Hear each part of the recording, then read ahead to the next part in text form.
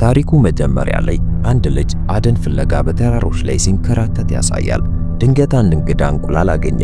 እንቁላሉ በሜዳ ላይ ተኝቷል። ልክ እንደሚተነፍስ ነገር ቀጭን ነጭ ጭስ ይወጣዋል። ልጁ በጣም ደነገጠ።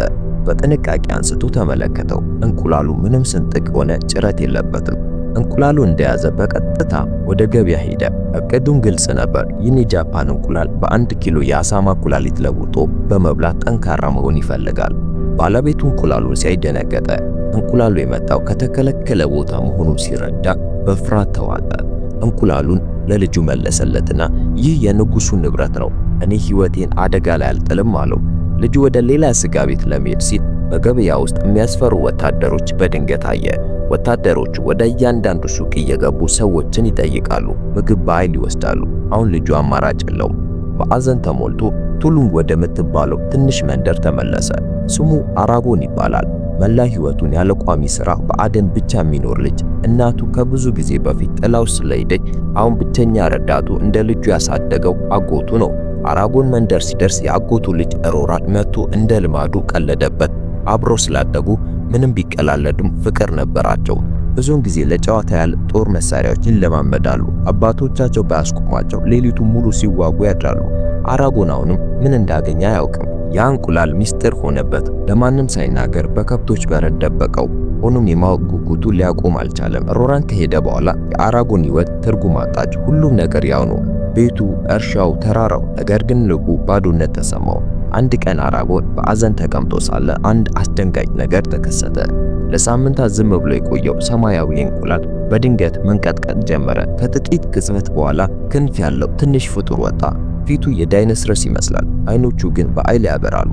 የአራጎን ልብ ትርታ ሊቆም አልቻለም። ፍጡሩ ድራጎን ነበር። የድራጎን እንቁላል የሚፈለፈለው እድል ፈንታው ከሱ ጋር በጥብቅ ለተቆራኘ ሰው ብቻ እንደሆነ ይነገራል። ካልሆነ ግን እንቁላሉ ለዘመናት ሳይከፈት ይኖራል። ቀስ እያለ ወደ አራጎን መጣ። ትልልቅ የዋህ ሰማያዊ አይኖቹ ዓለምን ለመጀመሪያ ጊዜ ያዩ ይመስላሉ። ድንገት ትንንሽ ክንፎቹ ዘረጋ። ይህም ቀለል ያለ ነፋስ ፈጠረ። አራጎን ምንም ሳያስብ ሊነካው እጁን ዘረጋ። ጣቶቹ የድራጎኑን ቆዳ በነኩበት ቅጽበት ብሩህ የብርሃን ብልጭታ ፈነዳ። ሩቅ ያሉ ሰዎችን እንኳን ከእንቅልፋቸው የሚቀሰቅስ ከፍተኛ የፍንዳታ ድምፅ አስተጋባ። ነገር ግን ከመፍራት ይልቅ ትልቅ ነገር መጀመሩን ያወቀች ይመስል በለሰለሰ ሁኔታ ፈገግ አለች። ከረጅም ጊዜ በፊት ይህ ምድር በድራጎኖችና የድራገን ፈረሰኞች በሚባሉ ተዋጊዎቻቸው የተሞላች ነበረች።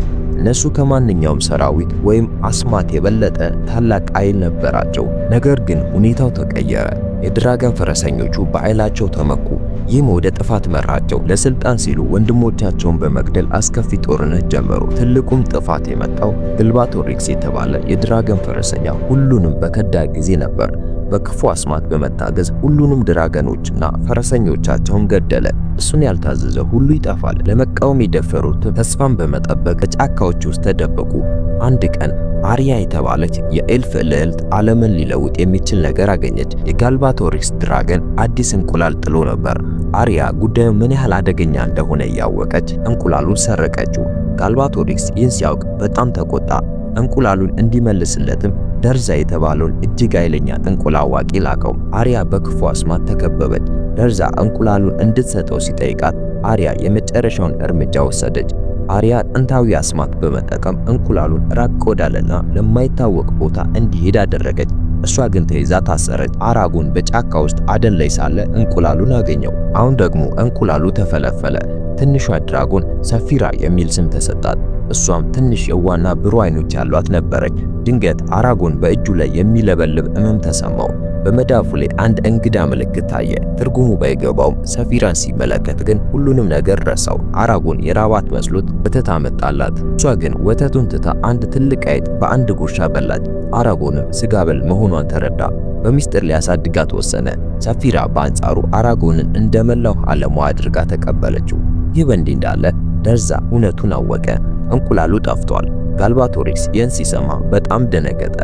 አዲስ የድራገን ፈረሰኛ መፈጠር የእሱ አገዛዝ ማብቂያ ማለት ነው። በዚያው ምሽት አራጎን በመንደር ውስጥ ወደሚገኝ መጠጥ ቤት ሄደ።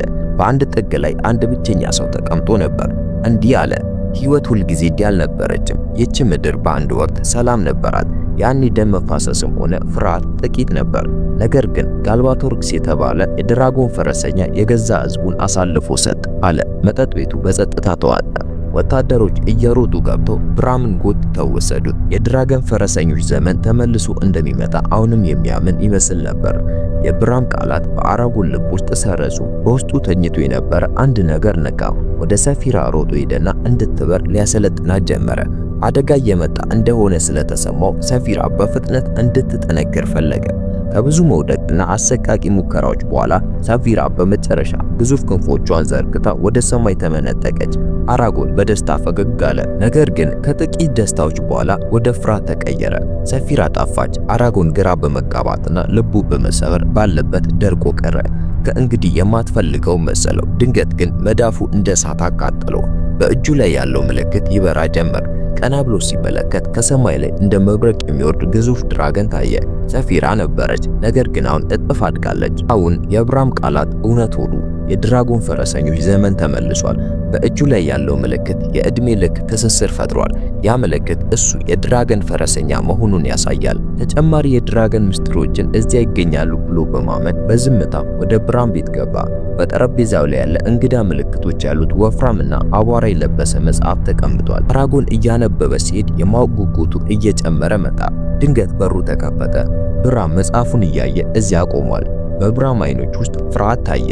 ከዚህ መንገድ ራቅ ልጄ፣ መከራን ብቻ ነው የሚያመጣው ብሎ አራጎንን ወደ ውጭ ገባው። አራጎን ከሄደ በኋላ ብራም አንድ አሮጌ ሳጥን ከፈተ። በውስጡም ለዓመታት ተቆልፎበት የቆየ የሚያብረቀርቅ ሰይፍ ነበር። የድራገን ፈረሰኛ ሰይፍ። እውነቱ ግልጽ ነበር። ብራም ራሱ በአንድ ወቅት ታዋቂ የድራገን ፈረሰኛ ነበር። አሁን ግን ተደብቆ ይኖራል። አራጎን ወደ ቤቱ ሲመለስ በውስጡ ቁጣ ይነድ ነበር። በመጨረሻም ወደ እርሻው ተመለሰ። ወደ ቤቱ ሲገባ ዓለሙ ተገለበጠች። አጎቱ ያሳደገው ሰው ሞቷል። አራጎን እየተንቀጠቀጠ ወደቀ። መተንፈስም አቃተው። በጉልበቱ ተንበርክኮ አለቀሰ። ድንገት በሩ ላይ አንድ ሰው ታየ። አራጎን የሚነድ እንጨት ይዞ ወጣ። ነገር ግን ብራም ነበር። በሰውነቱ ላይ ያለው ምልክት ሲያይ ብራም ሁሉንም ነገር ተረዳ። አራጎንን አንስቶ ለመሄድ ተዘጋጀ። አራጎን አስቆመው። አጎቱ መቅበር ፈልጎ ነበር።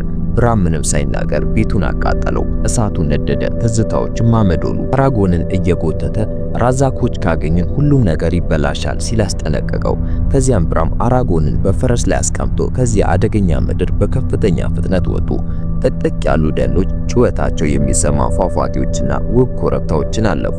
በመጨረሻም በአንድ ረጅም ኮረብታ ጫፍ ላይ አረፉ። ሰዎች ይህ ቦታ የድራጎን ሸለቆ ይሉታል። ብራም ቶሎ በል ድራጎንህን ጥራ፣ እሷ ብቻ ናት ልጠብቀን የምትችለው አለው።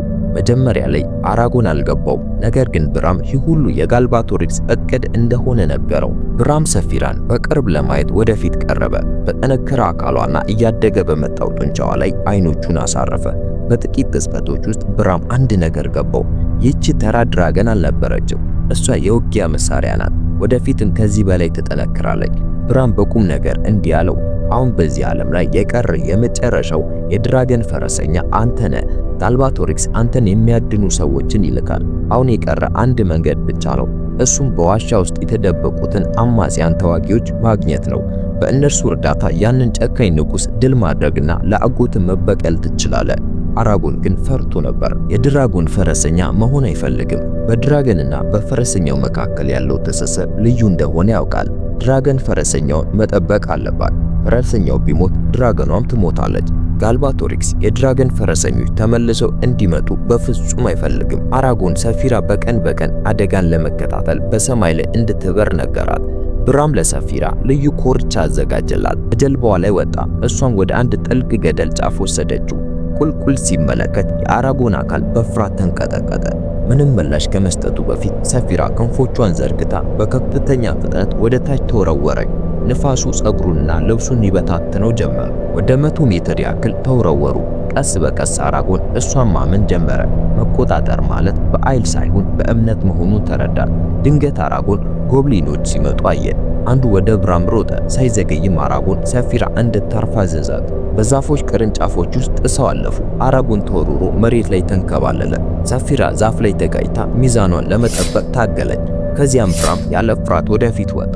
አራጎንን ለመጠበቅ ሲል የጎብሊኑን ጥቃት እሱ ተቀበለ። ይህም ሁሉንም አስገረመ። የሰይፍ ችሎታው እንከን የለሽ ነበር። እንቅስቃሴው የረጋ ግን ገዳይ ነበር። በሰከንዶች ውስጥ ጠላቶቹ ተሸነፉ። አራጎን በመገረም ቆሞ ተመለከተ። አሁን እርግጠኛ ሆነ። ብራም ተራ ሰው አይደለም። የሰፊራን የተጎዳ ክንፍ በመድኃኒት ቅጠሎች በፍጥነት ታከመ። ብራም አራጎንን ሰፊራን መጠበቅ አለብህ፣ ሕይወትህን በከንቱ አደጋ ላይ አትጣል፣ ዛሬ እድል አድኖናል ሲል አስጠነቀቀው። እናም በዚህ የታሪኩ ክፍል ያበቃል። ታሪኩን ከወደዳችሁት ላይክ አድርጉ፣ ሰብስክራይብ በማድረግ በየቀኑ በአዲስ ፊልም እንገናኝ።